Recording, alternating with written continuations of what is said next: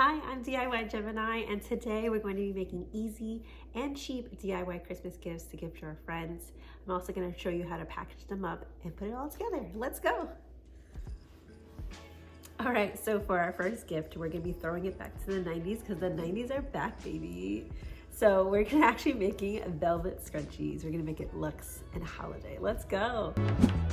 So for our first project, we're going to need velvet fabric, 1/4-inch elastic, scissors or a rotary cutter, thread and a sewing machine, or you can do this by hand, and safety pins. First, we'll cut the elastics to 9 inches long unstretched. For the first two fabrics, we're going to be using two thrifted fabrics. The first one is a dark burgundy dress I got for $5.99 at Goodwill. Then I have this teal couch cushion covers, I think they are. Got them for $1.99 each. The next three fabrics I couldn't really find at the thrift store, so I was looking for this really specific golden yellow velvet. So I ended up just going to Joann's and getting a half a yard of this yellow fabric, as well as these two other ones that came right next to it. I was just like, I gotta get it. It's so cute. Look at these colors. I can't. Before we get started, we're just going to cut the elastic off the cushion covers since we don't need them. Then we'll cut the fabric into rectangles 4 inches by 24 inches. It's okay if the cuts aren't super perfect because all of the raw edge is going to be hidden on the inside. When making straight cuts, scissors are just fine, but if you have a rotary cutter like this one, it'll make your life so much easier. Okay, hot tip, also have a lint roller ready because there's going to be little fuzzies everywhere and they're going to be super annoying, so this helps clean it up really easily. Now that we have all our pieces, let's make some scrunchies! We're going to now have our fabric wrong side facing up, fold one short side by 1/4 inch towards you. This is going to hide our raw edge later in the end. Next, let's flip this so it's right side up and fold it long ways, having the right side of the fabric face each other. We will sew along the long edge with a 1/4 inch seam. I use pins to keep the fabric in place while sewing. And now we're ready to sew! Tip, you don't exactly have to match the thread colors of the fabric, but the general rule, it is better to have the thread color a little darker rather than a little lighter than your fabric so it can be more hidden. Fun fact, I actually made my first scrunchies when I was 6 or 7 with my cousins. Back in the 90s, many Cambodian women, including my aunt, who didn't work traditional jobs, found other ways to make wages at home, like making scrunchies. My cousins and I would help her make hundreds of scrunchies, just sitting on the floor, threading elastic into the fabric tubes for hours. Now that we have our fabric tube, we're going to flip it right side out. Before we do that, we're going to safety pin an end of each side of the elastic band to the wrong side of the fabric tube.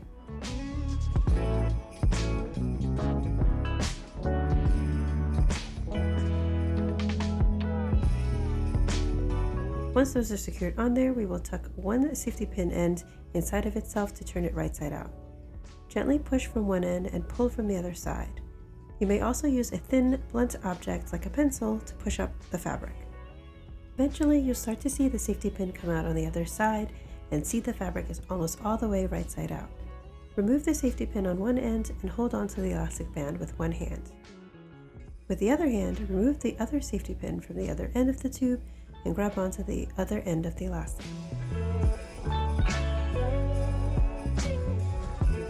With the two ends of the elastic now, create a couple knots to keep them together.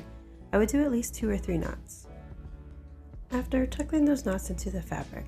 Then we're going to take the raw edge and tuck that inside to the folded edge that we made earlier. Then we will sew along that folded edge to close it all shut.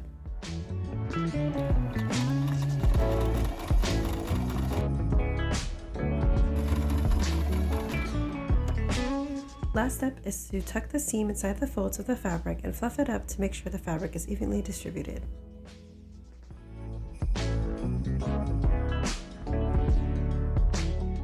Repeat these steps for your other fabrics and you'll have these adorable velvet scrunchies. I am so obsessed on how these came out.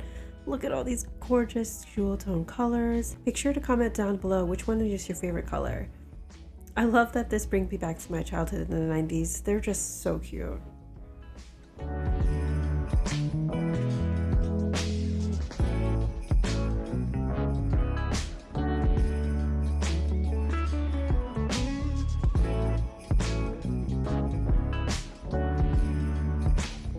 right, now we're ready to wrap our scrunchies. So first, I found this box at Joann's, $6 I think or so.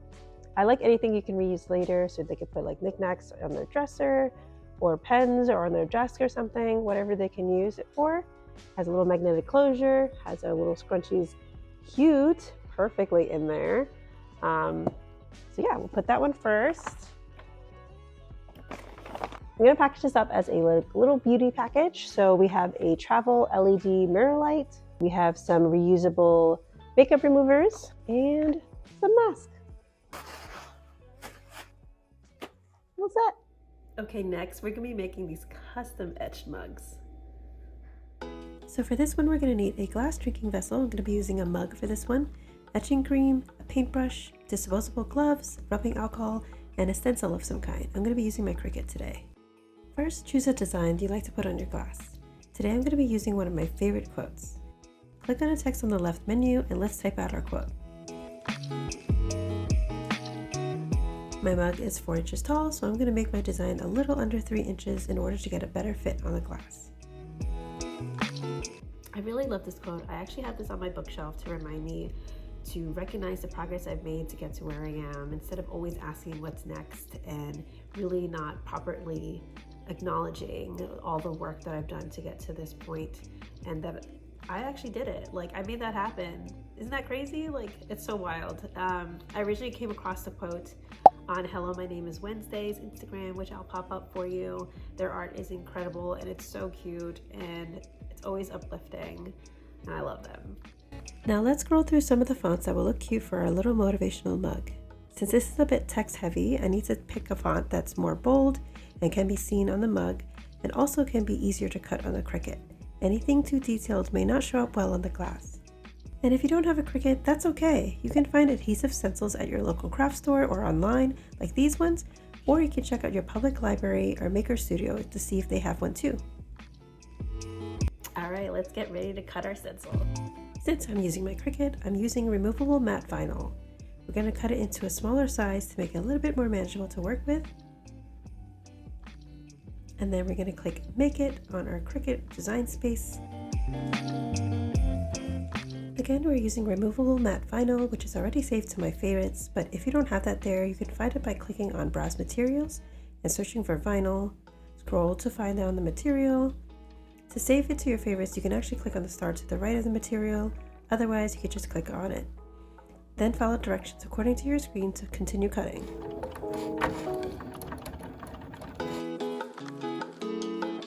Since we want the etching to be the letters themselves, we're going to weed the letters out and keep the negative space to keep our stencil.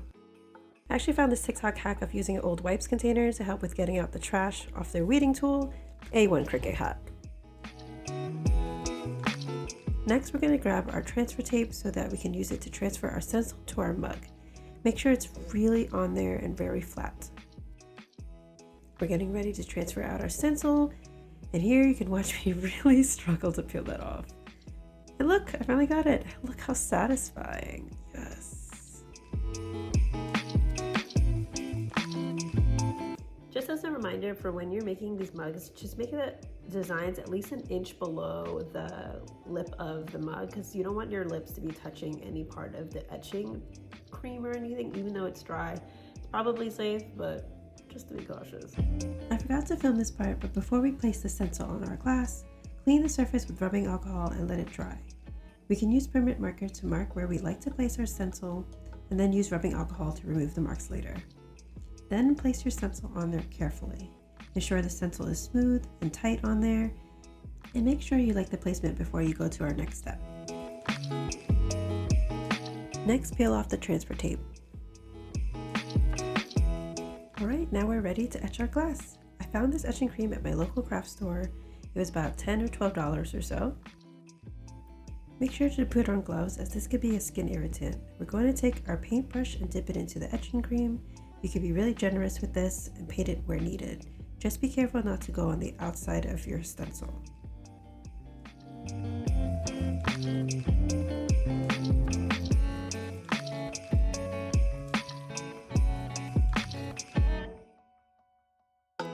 And now that we have a generous amount of etching cream on our stencil, we'll let that sit.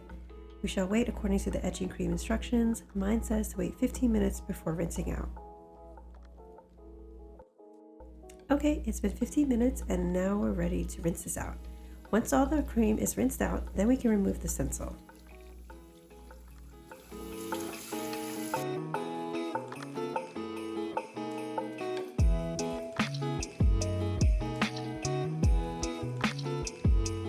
And make sure to peel off all the little guys from the O's and A's and stuff off of there too. Look at that, we have a custom mug! I love how clean the lines turned out and how minimalistic it looks. The style can work for anyone and you can make it super custom to whatever you like. You can also put a drawing, someone's initials, a holiday greeting. The possibilities are endless.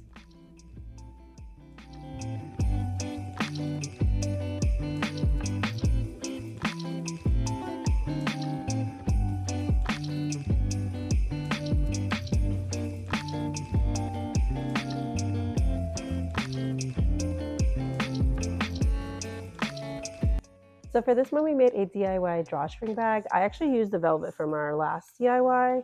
Just follow the tutorial on YouTube. I can link it down in the description. And look at this little bag, cute. And they can also use it for later for anything else that they need to carry to travel or something. But we'll put this in there. So we have our little mug. Put that in there. I'm actually gonna package this up with one of my favorite semi-instant coffees. This is called Copper Cow Coffee. It is a Vietnamese poured coffee, and it comes individual packets with coffee and the latte and sugar creamer with it. So it's easy to travel with if you're ever traveling. Super good. I got introduced to this brand by a friend of mine and highly recommend. So since these don't fit in my little bag of mine, we're just gonna take them out. This is what it comes with. These two. So there's a creamer, there's the coffee. You just hang it as on a bag at the top and then you pour hot water in it. Super simple. Let's put those in there. It comes with 5 per box. They also come in different flavors. So they come in like churro, vanilla, and I believe there's another one. I always like the classic.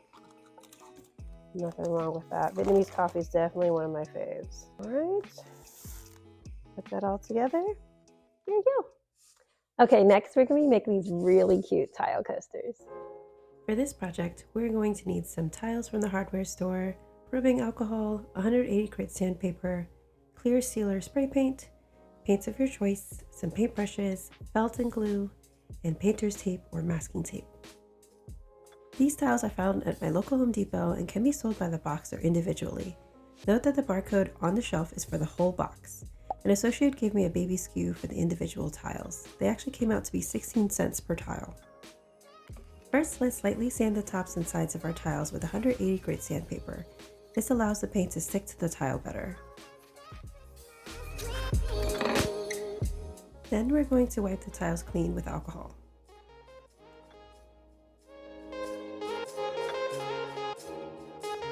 Alright, I initially thought primer would help paint stick better, so I used some leftover primer I had from painting something else, but we'll see later that didn't really work out so well, so you could totally skip this step. Here are some of the designs I was brainstorming for our coasters. We're going to be doing 4 designs today. For the first 2 coasters, you'll see the primer is still on there. I'm mixing up some acrylic paints and going for some more pastel colors for this color scheme. The first one, I drew a grid pattern and some random quarter circles. This gives me a very retro 70s vibes that's very in right now. For the second coaster, we're drawing a melting smiling face. To draw the circle, I used the bottom of my paint bottle and traced around it. Then I sketched out this line with my pencil. We want to do light strokes so it's easier to erase and it's not going to show up as much when we paint over it. It took some trial and error, but we eventually got there.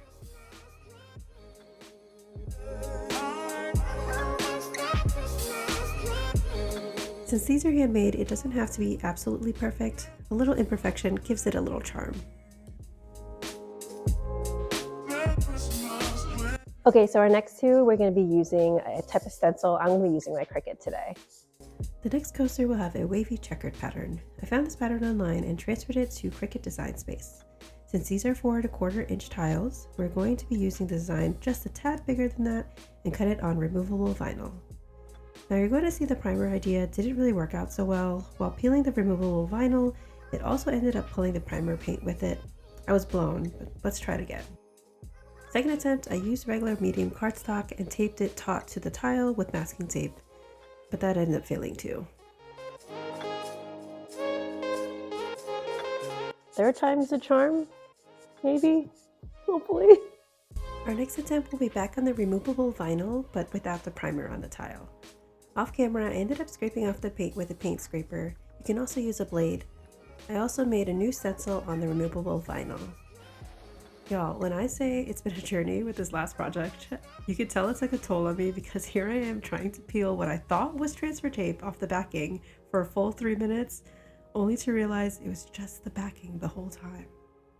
Anyways, let's get our stencil on the tile and make sure it's smooth on the tile surface. And then let's paint and hope for the best. I'll let you know how that turns out after our last coaster. Our last coaster we're going to be designing on Pixlr. For those of you who don't know Pixlr, it is a free online design editor with some basic functions to that of Adobe Illustrator and Photoshop. Like I said, it's free. We love free here. But not everyone has money to pay for a subscription Adobe service that costs a lot of money. We're going to be making a groovy, wavy design. To make our design, we're going to be first choosing any square canvas. I'll use the Instagram square that's preset to make it easy. We will then go over to the shape tool and make a white square to cover our entire canvas. On the right side of the screen in the layers panel, we're going to lock the white square so we don't touch it. Then we're going to make a bunch of rectangles in a different color and in varying heights. I basically copied and pasted a bunch of rectangles and changed the heights and moved them around.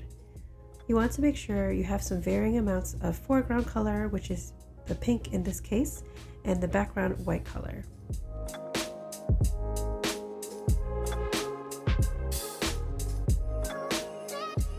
Next, we're going into the layers panel. Right-click on any layer and select flatten image. The rectangles are no longer editable and everything is one flat image. Click on the lock icon to unlock the layer. Next, we'll go to the squiggly icon here, and this is called the liquify tool. There are varying functions of this tool like the push, enlarge, shrink, and swirling left and right that will distort the image. You can also vary the brush size as well to give it some more variation. Let's play around with it and see what we can get.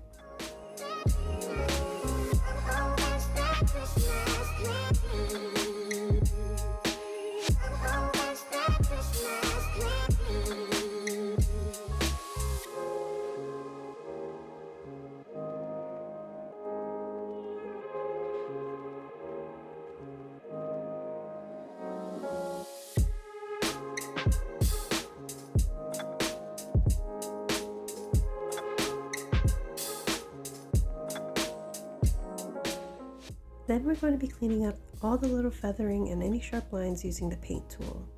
I'm using both white and pink to smooth out any sharp corners and fixing feathering like this.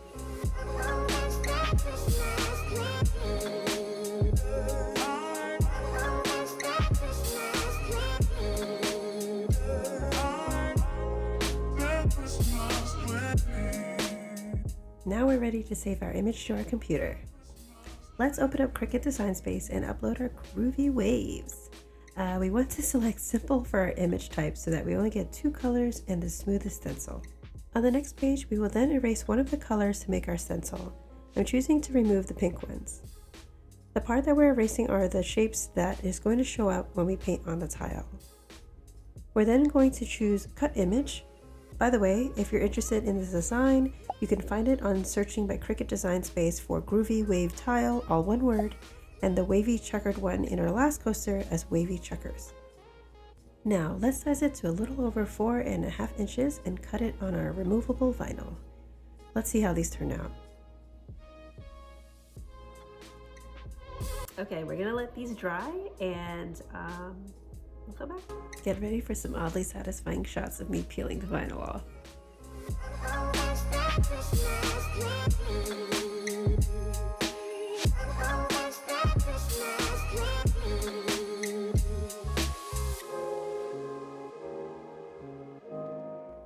Okay, this one turned out so sick. I'm happy of how this came out. All right, let's see how our good old wavy checkered pattern turned out.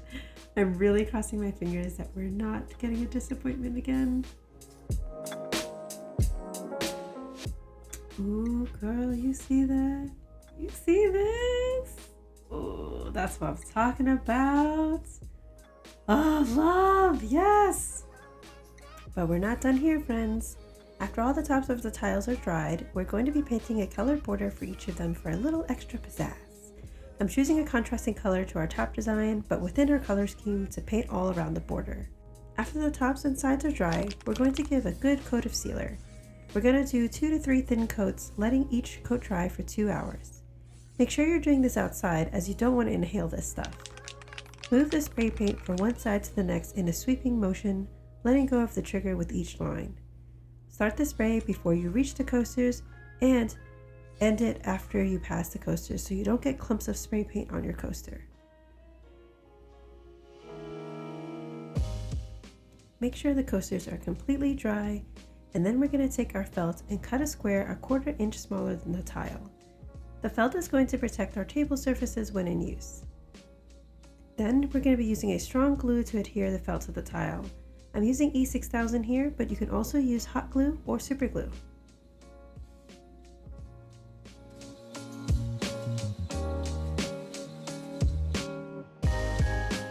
Oh, and look at how cute these coasters came out, guys.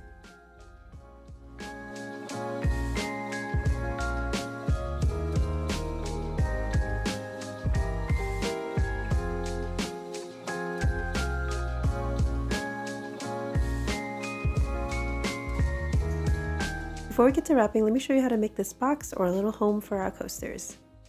Now this is actually completely optional if you wanted to create this or not. I got this wooden box from Joann's for about $6. It's a bit too tall, so I'm going to cut it to 2 inches tall using my jigsaw. Next, we're going to be making a U shape on one of the sides so that it's easier to lift our coasters. I sketched out a U and then drilled some holes to make it easier for the jigsaw to go around. Please, please, please, please be careful as you're cutting and make sure your fingers are always out of the way. Next, we'll give the whole thing a light sand using 180 grit and 220 grit sandpaper. I ended up starting with my random orbit sander and then going around the curved parts manually. Dry fit your coasters and it looks like ours is a perfect fit.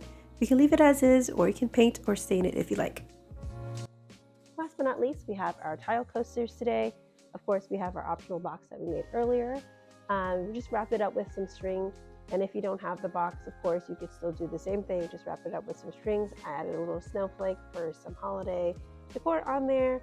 And since more than likely we're going to be using this on a coffee table, I thought it would be a good idea to have a little coffee table book.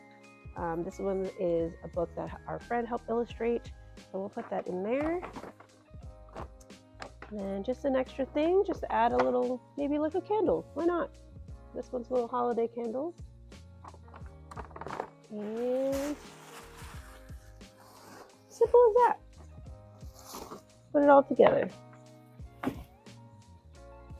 Okay everyone, we've reached the end of the video and I'm so thankful you're here. I think these DIYs turned out really good and really cute. I really love how they all came out, and I hope this inspires you to make something DIY for your friends or for yourself. You can really just personalize it to whatever you wish, and that's the whole beauty about DIY. I love creating things that are personal and adds that extra pizzazz to each person. And it also adds that personal touch because you know you're making it with your hands and your brain and your imagination. It just adds that extra oomph for each person that you can make it for. So I hope this inspires you to make some for your friends because I think they're perfect for anyone. And yeah, so anyways, happy holidays. I hope everyone has a happy and healthy and safe holiday, and I will see you in the next one. Bye.